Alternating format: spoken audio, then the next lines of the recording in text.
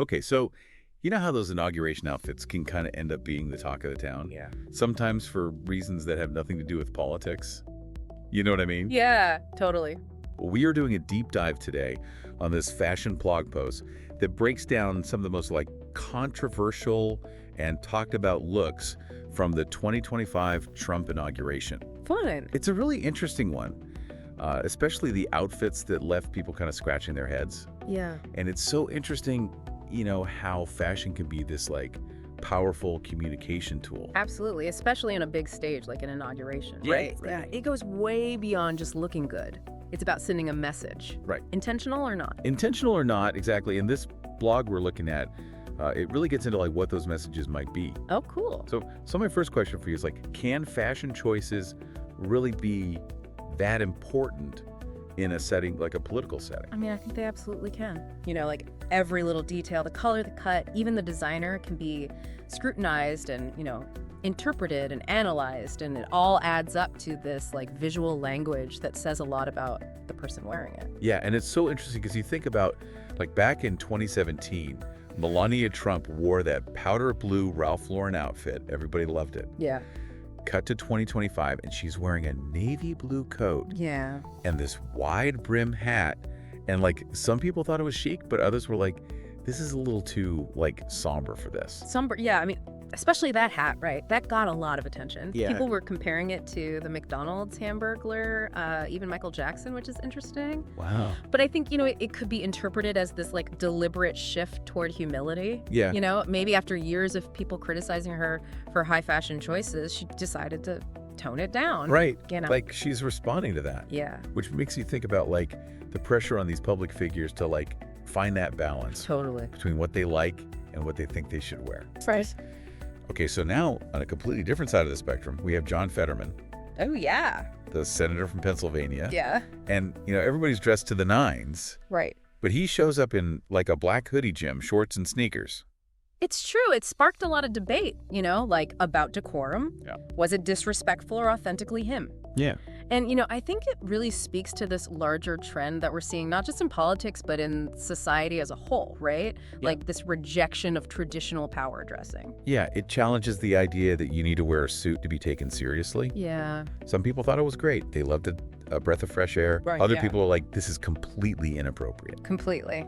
And it raises this question of is there even a place for this formality anymore in modern politics? Right. Are we moving towards this more relaxed, Yeah. be yourself approach? And if so, where's the line? Where's the line exactly? Okay.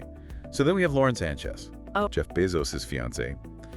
She shows up in a white Alexander McQueen blazer, which on paper sounds pretty normal. Right. But it seems that she styled it as a dress Okay. with what looked like lace lingerie underneath. Oh, wow. And get this, it turns out she had worn the same outfit on a date night in New York City. So she's repurposing a date night look for a presidential inauguration. Yeah. I can't even imagine the conversations in the fashion world about this. I know. This really pushes the boundaries of what people consider appropriate, Yeah. especially for women in the public eye. Yeah, I mean, this situation really highlights the double standard that women face when it comes to fashion. Yeah. There's all this pressure to be stylish, but not too provocative, fashionable, but not too trendy. Right. It's a really tough line to walk, Yeah, it is. Yeah, it's there's this whole rule book for women in the public eye, especially in politics. All right. And Lauren Sanchez, she just kind of ripped a few pages out of that book. Yeah, she did. But it makes you wonder if those rules need updating. Yeah. Times are changing.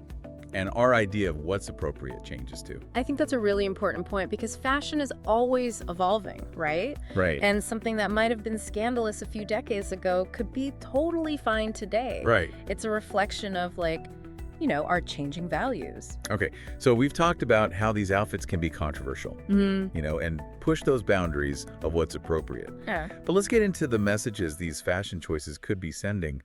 Are they really that calculated? I think it's a mix, Yeah. You have conscious decisions, but also sometimes it's subconscious. Yep. Sometimes a politician will choose something specific to project an image or to connect with a certain audience. Right. But other times it's just more intuitive, just their personal style or even their mood that day. Right. But either way, people are going to analyze and interpret it, whether the politician realizes it or not. This is kind of like a fashion Rorschach test. Yeah. Where everyone sees something different. Exactly. And that's what makes it so interesting. You could have a politician wearing something bold and colorful. Right. Some people see that as confident and assertive. Right. Others might think they're attention-seeking or even frivolous. Oh, yeah. It all depends on the person looking at it. That makes a lot of sense. Okay, so let's say a politician wants to send a specific message with their clothes. How do they do that? Well, one way is through symbolism. Right. Like the American flag pin a lot of politicians wear. Oh, yeah. That's a really easy way to say you're patriotic. Right. Or even think about a designer from a specific state or region. Right. That could be a way to show support for local businesses, or to connect with voters in that area. It's like saying, I'm one of you. Exactly. Without saying it. Exactly. Okay, so what about the actual clothes, the style, the cut? Does that send a message to? For sure. Yeah. Think about the difference between a tailored suit and a flowy bohemian dress. Okay. The suit says authority, professional. The dress is more approachable, down to earth. Interesting. And then there's color. Right. Red and blue. Right. Those are often linked to parties. Of course. And then green, maybe that represents environmentalism or sustainability. That whole visual code. Yeah, and we're all subconsciously decoding it. Right. And just like any code, it can be manipulated. Right. Think about the power suit for women in the 80s. Yeah. That was challenging gender roles and saying, hey, we're here. They're a force. Exactly. Or now you have politicians, especially younger ones, wearing more casual clothes, streetwear. It's true. And that's them connecting with younger voters, saying we're relatable. They get it. We're not stuck in the old ways. Yeah, it's almost like fashion is a battleground for different values. In a way, it is. And that's why it's so important to be aware of what we're saying with our clothes. Right. Both intentionally and not, because those choices really affect how we're seen and how people receive our message. Okay, speaking of impact, we can't forget the money side of things. Mm-hmm. Remember Nancy Reagan's gown? That was like $10,000. Oh, yeah, that caused a lot of controversy. Yeah, because people saw it as out of touch, especially during those times. That's a perfect example of how fashion can get mixed up with economics. Yeah. The designer, the materials, it all says something about the politician. So if they wear something from a local artisan or something sustainable, that's them supporting those things. Absolutely. It's a way to put your money where your mouth is, It's your values. Yeah, show your values, exactly. But then on the other hand, wearing something super expensive from some big name designer that can seem elitist. Right. Especially if the country's struggling. Especially the country's struggling, exactly. Yeah. It's all about context. So every thread has a story. Every thread has a story, and that story can have a ripple effect. Yeah. Think about that Made in America movement. Right. When politicians wear clothes made in America, it helps those brands. Right. It supports those workers. It creates jobs. It can even create jobs. That's like fashion diplomacy. It really is. It's using fashion to help the economy promote culture, even create social change. It's powerful. It is, and that's why politicians have to be so careful about where their clothes come from and what impact their choices have on different industries. Right, but it's not just where they're made, but who's making them. That's right. The fashion industry has a history of exploiting workers. Yeah, especially overseas. Especially overseas. So supporting brands that treat workers fairly and pay them a living wage, that sends a strong message. About their values. About their values, about social justice, Right, it's like wearing your values on your sleeve, literally. Literally. But does all this focus on economics take away from the art of it all? Yeah, it's a good question. Right, because fashion is about self-expression. It's about beauty and craftsmanship. Yeah. But I think you can appreciate both sides. Right. You can think about the beauty and also acknowledge the social and economic impacts. It's about balance. Finding that balance, exactly. Yeah. It's like admiring a painting, but also understanding the history behind it. Exactly. You get a richer experience that way. Exactly. And that's what makes fashion so interesting. It's so multi-layered. Yeah. It shows our values, our dreams, where we fit in the world. Well, so we talked about the symbolism, the economics, the cultural side of things. But there's one thing we haven't really touched on. What's that? Gender. Oh, yeah. It seems like women in politics get judged way more for their clothes. It's true. It's unfortunate, but it's true. Yeah. Men can just wear a suit and tie. Right. But women are judged on everything. The skirt length, the lipstick color. It's because of sexism. It's still so ingrained in our society. Yeah, it's like they have to be perfectly polished and stylish. Right. but also relatable and authentic. Right. That's an impossible standard. It really is, and it creates this double standard where women are criticized no matter what they do. Yeah, too fashionable, not fashionable enough. Remember all the talk about Hillary Clinton's pantsuits? Oh, yeah. Some loved them, some hated them. Right. But people were always talking about her clothes way more than they talked about the men's clothes. It's like what they wear is a reflection of their competence, even their character. Right.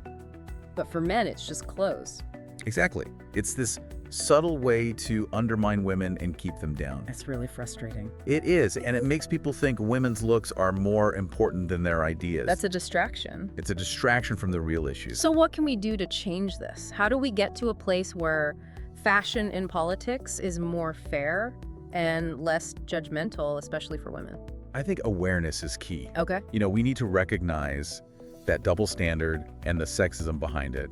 Yeah. And then we can start to challenge it. Right. It's not just calling out the obvious sexism. Right. It's also about being careful about the language we use and how we act. So instead of commenting on what a woman's wearing, we should focus on her policies. Exactly. Let's talk about substance, not just looks. Her qualifications. Exactly. And it's not just what we say, but how we say it. Let's not use language that puts women in boxes or treats them like objects. It's about respect. It's about respect, treating women in politics with the same seriousness that we treat men. Right. And that means recognizing that their fashion choices are just that, choices. Yeah. They have the right to express themselves just like anyone else without being judged so harshly. It's about giving them the power to own their style. Exactly, without being punished for it. Exactly. And when we do that, we create a political space that's more inclusive and fair, where everyone can be themselves. Exactly. Wow, it's amazing how much there is to talk about with clothes. Right. Like, who knew that inaugural fashion could be so interesting? It's like this perfect blend of politics, culture, and self-expression. Yeah, and it's always changing too, just like society. Exactly. So looking ahead, what do you think the future holds for inauguration outfits? That's a good question. Will we go back to those more classic styles, or will people keep pushing the boundaries, using fashion to make a statement? I think we'll probably see even more of a mix. That line between personal style and political messaging will get blurrier. Right. Especially as younger generations come into politics, they're so much more comfortable expressing themselves through clothes. That's a really good point. So we might see more eco-friendly choices. Yeah. Maybe more diversity and representation. Right. Or what if we see a move towards more like gender-neutral looks? Interesting. Like, imagine the next inauguration and everyone's empowered jumpsuits instead of pantsuits. I love that. It would be a statement, for sure. But seriously, I think it all comes back to remembering that fashion is a way to communicate. Language. It is, and just like any language, it's all about what you're trying to say. So when we see someone up there on that stage, we shouldn't just be looking at the clothes, but trying to figure out what they mean. Exactly. What are they trying to tell us about themselves, about what they believe in, about their hopes for the future? Yeah, it's like they're saying, this is who I am, this is what I stand for. But instead of words, they're using fabric and thread. And that's why we should all think about what our own clothes are saying. That's true. Because whether we realize it or not, we're always communicating something with what we wear. So next time you get dressed, think about the message you're sending out into the world. What story are you trying to tell? Because it could be an inauguration gown, or just your everyday jeans and t-shirt clothes have power. They really do. They can change how people see us. They can change opinions. They can even inspire real change. That's amazing. So as we wrap up this deep dive on inaugural fashion, what's the one thing you want our listeners to remember? I think the big takeaway is that fashion goes beyond just the clothes themselves. It's about the people. It's about the people, the stories they're telling, the impact they have on the world. It's about understanding that fashion is a way to communicate, to express ourselves, to show who we are. Yeah, it's a reflection of us both as individuals and as a society. So next time you see a picture of an inaugural outfit, or any outfit, really think about the story behind it. Yeah, who made it? What were they trying to say? And what does it tell us about ourselves and the world around us?